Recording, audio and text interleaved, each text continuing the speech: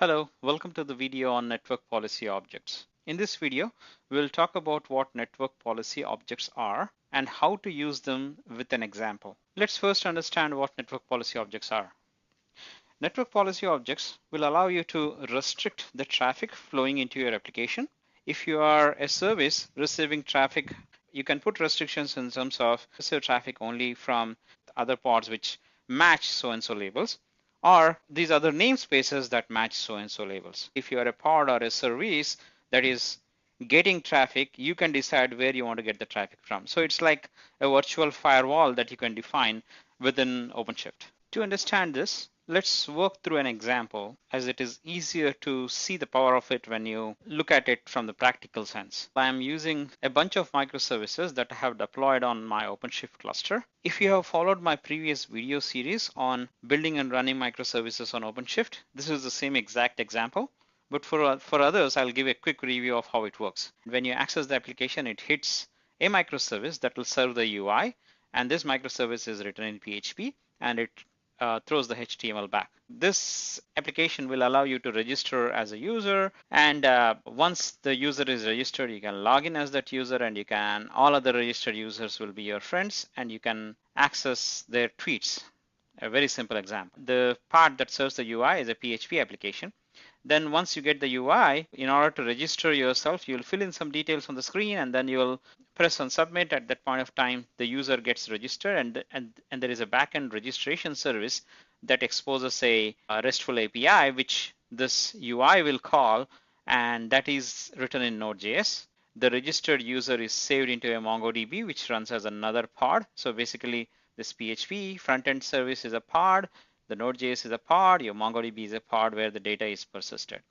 Once the registration is successful, it also sends an email, and for email it uses an infrastructure service, an email service, and this email service is written in Python. That is another pod, and it sends an email using Gmail.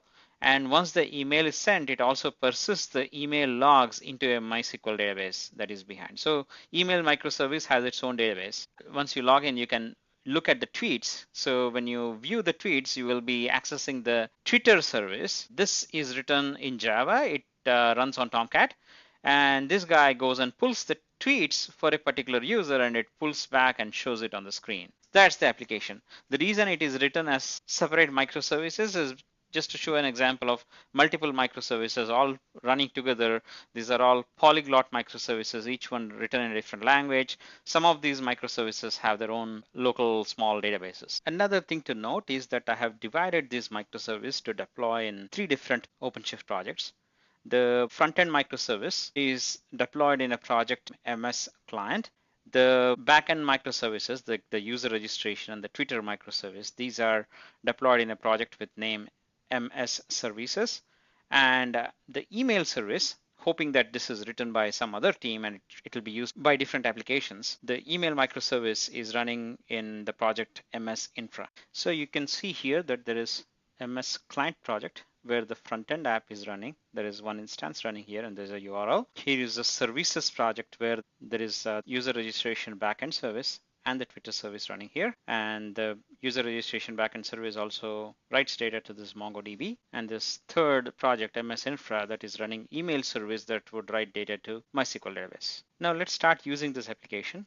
Let's say I register a user here. I'm giving my Twitter account details here, and then I'll click on the register now. Registration is successful. Now I log in as a user one, successfully logged in, shows me the friends list. Now I can get tweets for other users who are my friends, and it shows me the list of tweets.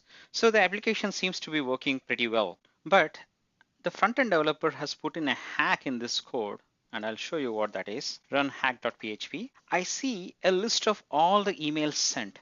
And when you look at the code, there is a hack.php file. This is connecting to the MySQL database that is behind the microservice, and it is getting a list of all the emails from the database directly. So while the front-end developer is not supposed to access that database and just make API calls, just because he has been able to access it, he has output in a hack code here.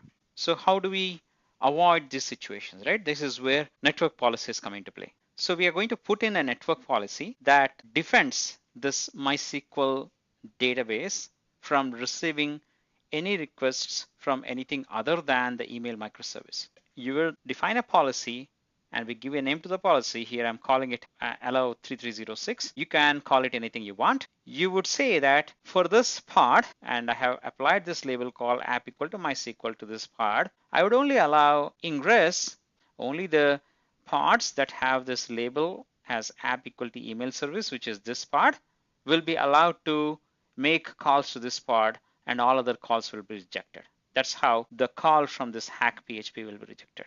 Let's apply that and see what happens. Here is that network policy that I just explained. Now I'm creating this network policy in the MS Infra project where the email service and the MySQL database are running. So once I create this policy, now let's go back and check if this hack code goes through. It's waiting and it says timeout. So the network connection is now prevented. So with this approach, we have stopped illegal connections coming to this MySQL database. Only the connections coming from the email microservice are allowed.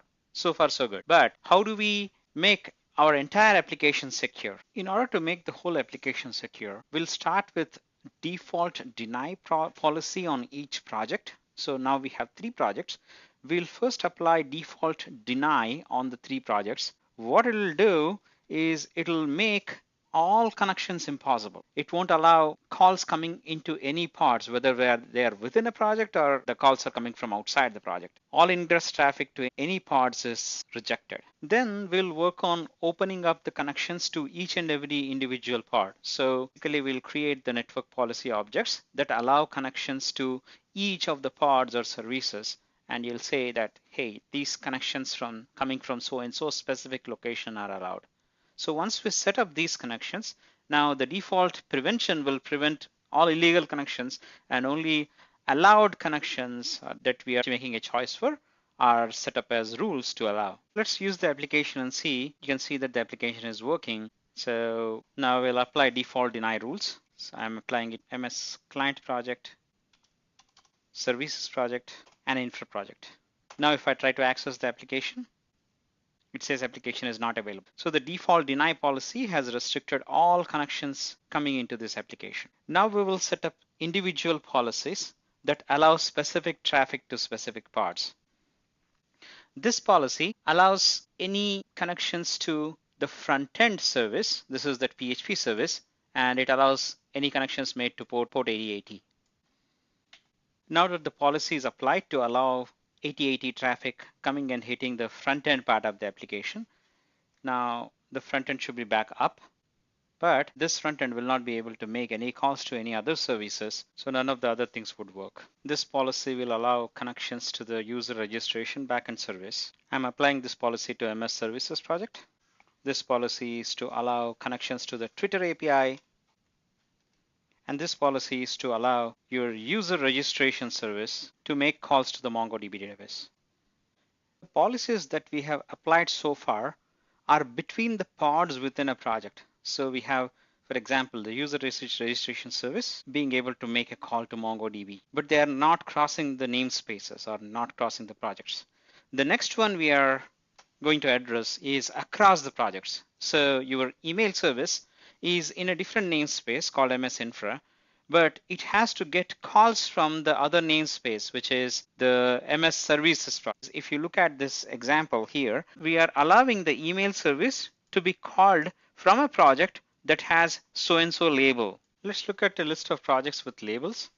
So the project MS Services has the label as project user reg services. And this is the exact label we are using in that network policy to allow connections to MS Infra project from another project that has so-and-so label, as shown here. We'll now create this policy in the MS Infra project. So now the entire application should be working. Now if I register, I should receive an email. This shows that I got an email just now. So to summarize what we have learned, we learned how to use network policies. We have learned that we can start with default deny that prevents all connections to any services running within a project, and then we can open up specific connections to specific services using labels deployed under pod selectors. That way, only the connections that are supposed to be made to your services will be. The code that I have used for building these microservices and the policies that I have used to set up are all available in a Git repo that I'll be posting along with this blog. So look at the blog, you'll find the links. I hope you enjoyed this video. Thanks for watching.